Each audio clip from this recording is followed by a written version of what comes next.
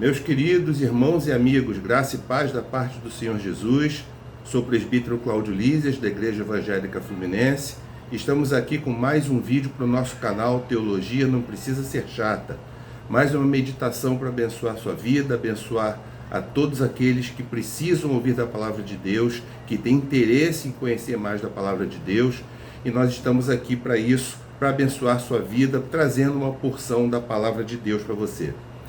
Eu queria falar hoje sobre o texto de Jeremias capítulo 31, verso 3, onde Jeremias diz assim: de longe se me deixou ver o Senhor dizendo, com amor eterno eu te amei, por isso com benignidade eu te atraí. Muita coisa se fala sobre esse termo amor eterno, com amor eterno eu te amei. Muita gente diz que o amor eterno quer dizer que é um amor que não tem fim.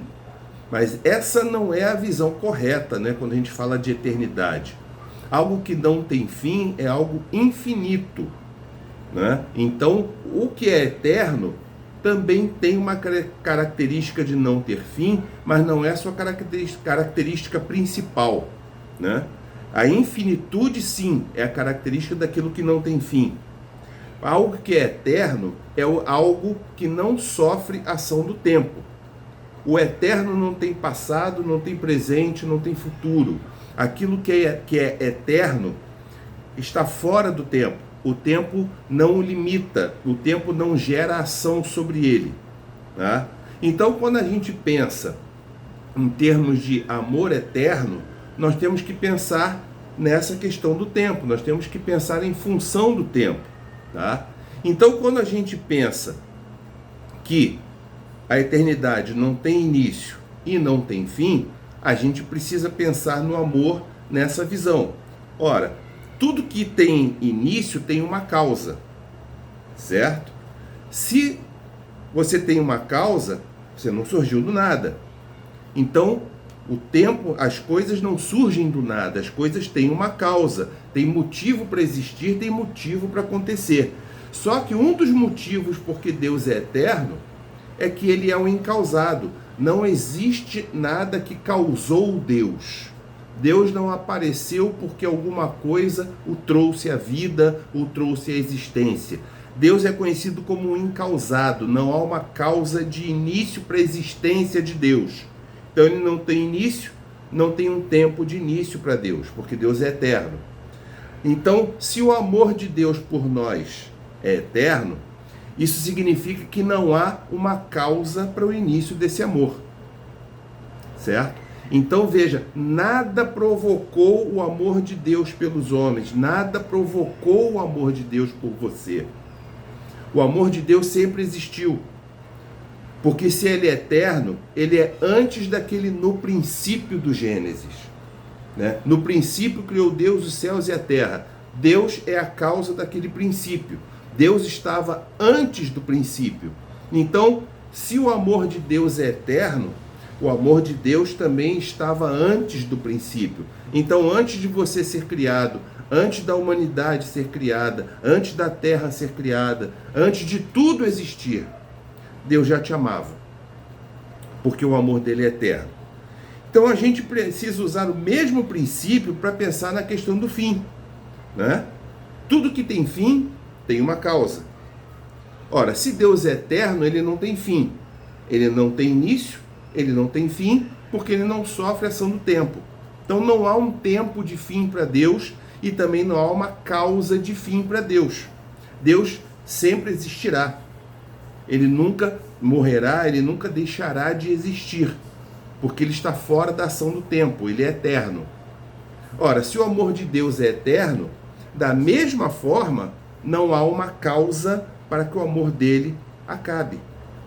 Então veja, querido, não existe causa para o amor de Deus iniciar, não existe causa para o amor de Deus terminar. Isso significa que não há nada que você venha a fazer que possa gerar o amor de Deus por você, porque ele já te amava, e não há nada que você venha a fazer que possa encerrar, terminar o amor de Deus por você. O amor de Deus por você começou muito antes de tudo existir. E o amor de Deus por você nunca vai acabar. Por isso que Paulo diz em Romanos 8, 38 e 39, ele diz: porque eu estou bem certo que nem a morte, nem a vida, nem os anjos, nem os principados, nem as coisas do presente, nem do porvir, nem os poderes, nem a altura, nem a profundidade, nem qualquer outra criatura poderá separar-nos do amor de Deus que está em Cristo Jesus, nosso Senhor. Deus determinou um dia para o fim da nossa existência. Deus determinou um dia quando tudo vai se encerrar e virá o juízo, quando os ímpios irão sofrer a ira de Deus e os justos vão provar da glorificação dos santos. Mas esse fim da história não significa o fim do amor de Deus. Porque aqueles que estão debaixo do amor de Deus, sim, Ele ama a todos, mas aqueles que estão vivenciando esse amor, porque o receberam, vão continuar eternamente vivendo esse amor com Ele. A gente também precisa pensar o seguinte: ora, não existe causa para início, não existe causa para fim. Isso significa então que o amor de Deus ele é constante, ele não cresce, ele não diminui, não tem causa para crescer, não tem causa para diminuir. Então ele se mantém, ele é constante, ele não sofre mudanças. E a gente sabe que o grande agente de mudanças da nossa vida, de tudo que existe, é o tempo. O tempo faz as coisas envelhecerem, o tempo faz as coisas mudarem, o tempo faz as coisas serem substituídas, certo? Mas quando alguma coisa é eterna e não sofre a ação do tempo, ela não sofre mudança. João, ou melhor, Tiago, ele diz que toda boa dádiva e todo dom perfeito são lá do alto, descendo do Pai das luzes, que é Deus, em quem não pode existir variação ou sombra de mudança. Sombra é aquilo que dá uma ideia, né? Uma ideia leve de alguma coisa. E variação é como, por exemplo, a mulher na TPM. O humor dela está ok, na TPM variou, depois da TPM volta ao normal, às vezes sofre um tempo até deprimida, não é? Aquela variação, né? Fala contigo de manhã de um jeito, de noite fala de outro, porque o humor variou, né? Deus não sofre variação, o amor de Deus não varia, o amor de Deus não sofre nem sombra de mudança, né? Então, se o amor de Deus é eterno, o que a Bíblia está afirmando é que o amor de Deus não muda em 3 níveis. Não muda na sua intensidade, o amor de Deus não muda naquilo que oferece, e o amor de Deus não muda naquilo que proporciona. Aí talvez você me pergunte, aonde que a gente vê isso na Bíblia? Naquele verso muito conhecido, João 3,16, que diz: porque Deus amou o mundo de tal maneira que deu seu Filho unigênito, para que todo que nele crê não pereça, mas tenha a vida eterna. Nesse verso a gente vê esses 3 níveis do amor de Deus agindo juntos. Então a gente viu que o amor de Deus não muda na sua intensidade. Deus amou o mundo de tal maneira, com uma intensidade tal. Veja, amou o mundo com uma intensidade tal, de tal maneira.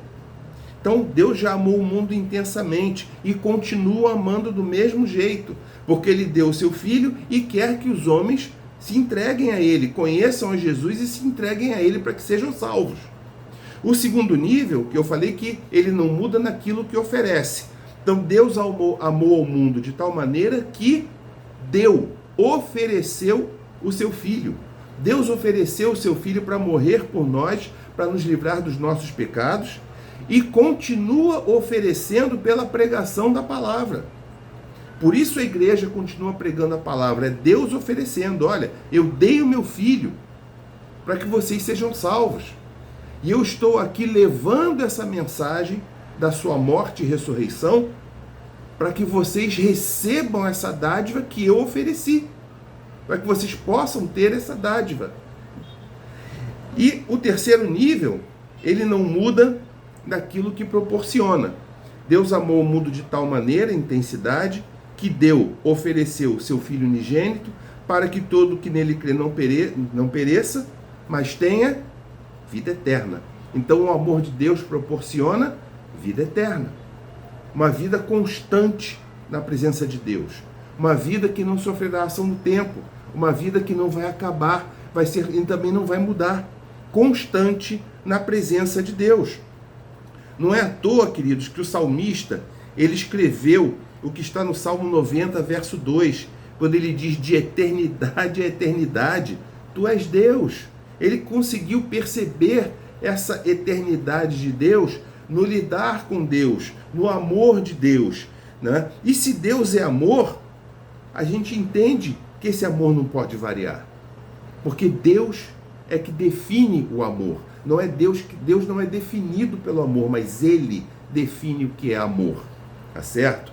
Então, a gente vê também o que Paulo fala em Romanos capítulo 5, verso 5, quando ele diz que o amor de Deus é derramado em nosso coração pelo Espírito Santo que nos foi outorgado. O que a gente precisa entender com isso? Ora, se o amor de Deus é eterno, não tem causa de início, não sofre variação, não tem causa de fim, certo?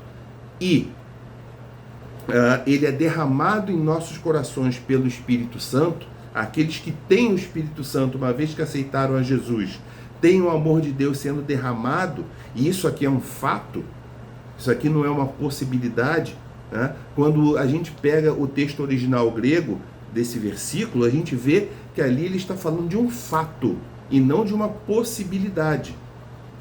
Então, queridos, a gente precisa perceber o seguinte: se esse amor eterno de Deus é derramado em nossos corações, é porque Deus está nos dando a possibilidade também de amar sem causa, a possibilidade desse amor não variar apesar das circunstâncias, e um amor que também não tenha causa para o fim. Então eu não devo, na verdade, amar alguém porque alguém se mostrou merecedor do amor.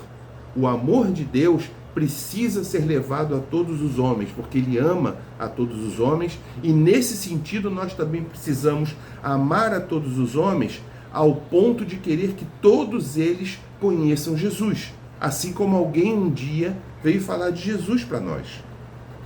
Esse amor não pode variar, eu não posso ter intensidades diferentes. Hoje eu amo porque a pessoa está muito legalzinha, ela fez alguma coisa, eu já não amo tanto. Esse amor não pode variar, porque não é um gostar puro e simples. É um desejo intenso de que essa pessoa faça parte daquilo que eu faço parte, a família de Deus. E esse amor, principalmente, não pode acabar, não pode ter causa de término. A pessoa não pode fazer nada que faça com que esse amor se encerre, com que eu deixe de amar. Assim como Jesus mostrou na cruz. O que ele orou ao Pai? Senhor, perdoa-lhes, não sabem o que fazem. Não deixou de amar mesmo aqueles que o pregavam na cruz. Então esse é o amor eterno de Deus. É um amor que não tem causa de início, não tem variação, nem sombra de mudança, e não tem causa de fim. E que precisa nos levar a amar os homens sem causa de início, sem variação e sem causa de fim. Não aquele amor de meu querido, meu chuchu, abraçando, abraços e beijos, não. É um amor do desejo de que todos conheçam a Jesus e que nos leve a pregar o Evangelho da cruz, para que todos conheçam a palavra de Deus e sejam salvos pela mensagem de que Jesus morreu por causa desse amor eterno de Deus por todos os homens. Então, querido, pense nisso. Veja como está o seu amor. Se o seu amor é aquele amor que varia de pessoa para pessoa, de situação para situação, se você deseja que todos os homens sejam salvos, mesmo aqueles que lhe fazem mal, que lhe fizeram mal um dia, ou que insistem em permanecer fazendo mal, se você tem motivo, você cria motivos para amar alguém, ou seu amor é independente disso? O amor de Deus, Paulo diz, ele é derramado em nossos corações pelo Espírito Santo que nos foi outorgado. Nós temos em nós tudo o que precisamos para amar a todos os homens. Se não amamos, é porque não estamos deixando que esse amor nos invada, não estamos deixando que esse amor faça a obra que Ele quer fazer dentro de nós, para que todos os homens possam ser salvos. Eu trago essa palavra a você para que você entenda o amor de Deus. Ele não foi você que gerou o amor de Deus por você, não foram as coisas que você fez, nada que você faça vai gerar amor de Deus por você, porque Deus te ama desde antes do princípio. O amor dele não muda e nunca vai acabar. E isso precisa nos levar a entender o que Deus quer que nós sintamos pelos homens. Claro que não vamos amar como Deus ama. Nós somos pecadores, nós somos falhos, mas nós precisamos buscar que esse amor de Deus por nós, eterno, e que está em nós por causa do Espírito Santo, nos leve a amar a todos também. Que Deus te abençoe com essa palavra, que você possa meditar, orar e pedir a Deus que esse amor eterno faça diferença na sua vida. Assim que Deus te abençoe em nome de Jesus. Amém.